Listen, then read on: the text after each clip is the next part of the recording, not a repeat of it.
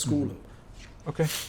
And then can you give me any stories or memories of Tupac's Calabasas house? I remember going to check out where the house was, and it was like these crazy windy roads going up the hill to where it was like one way traffic pretty much, because there was always cars parked on the side of the street, so only like one car could fit through. But they were really windy and really wavy, and I remember thinking, if it were nighttime or if I had been drinking, I don't know how I would get up and down to get to this house. Can you tell me any memories about the house and being there with Pac? Yeah, definitely. It definitely was one of them in Calabasas, like you said. It was going up the hill. It was very, small streets, and he's very tucked away. You know what I mean? I remember when he first moved into the house, he was loving it. You know what I mean? Had a pool in the backyard. Nice neighborhood. Calabasas is one of the best, neighborhoods in L.A. County. So Pop, I think when he got to that point, it was like he made it. He was living in the mansion, and it was definitely a dope, situation where it was different for us. Even for me, coming from New Jersey, they used to have a neighborhood watch. So I remember one specific time and the guys from New York for the One Nation album, some of them were staying in the house. And I remember because Pop taught us, like, he had us like rappers, but always on point. We watching who comes, we looking at people's hands.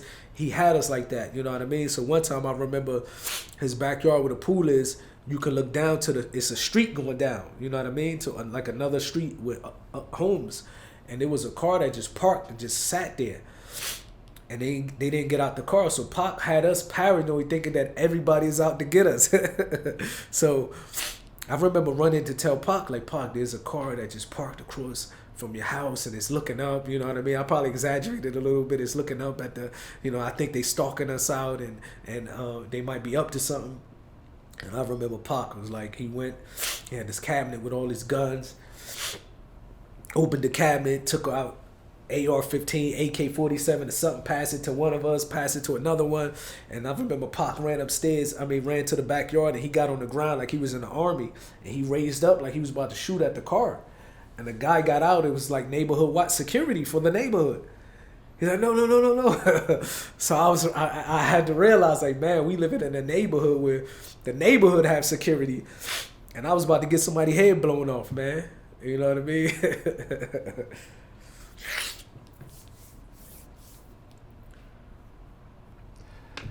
J-Flexx, you guys had an issue with him. I'll word it nicely, but there was a fight where you guys rushed into the studio and fought him and a couple of guys that he was with. This was separate from the Sam Snead thing. Can you go into that story and tell me your side of it and why you guys did, or why it got to the point that it got to? The Sam Snead thing, I always get it confused. I think even in one of the interviews, I mentioned Sam Snead because, back then a lot of stuff wasn't clear. But now it was the guy J-Flexx. And I just remember Pop, first of all, even listening to his interviews, he seemed like a respectful person. You know what I mean? Now that I'm older, you know what I mean? I would tell a dude that, back then my mindset was different. You know what I mean? Listening to him talk, he seemed like, from his standpoint of view, I kind of felt a little sorry for him after that. You know what I mean? But back then, I just remember Pac coming to me specifically saying, "Moo, these dudes is in the studio. Either they down with Sam Snead or they down with Dre or something like that. And when you go in the studio, just do what you got to do." So I went in there and started swinging.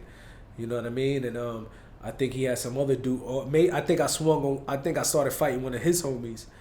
And when he tried to jump in it, if I'm not mistaken, Big Psych or somebody grabbed him and probably, started fighting him. So that was one of them things where, anytime Pac tell us to do something, we take off.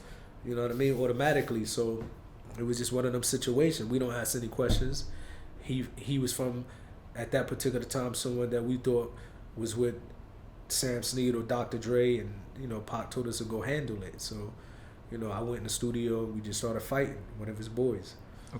But after listening to him, you know what I mean? Because he started breaking down things in details that we don't even know the details. We don't really know what was happening. We just remember we were just some young, wild dudes who love to fight.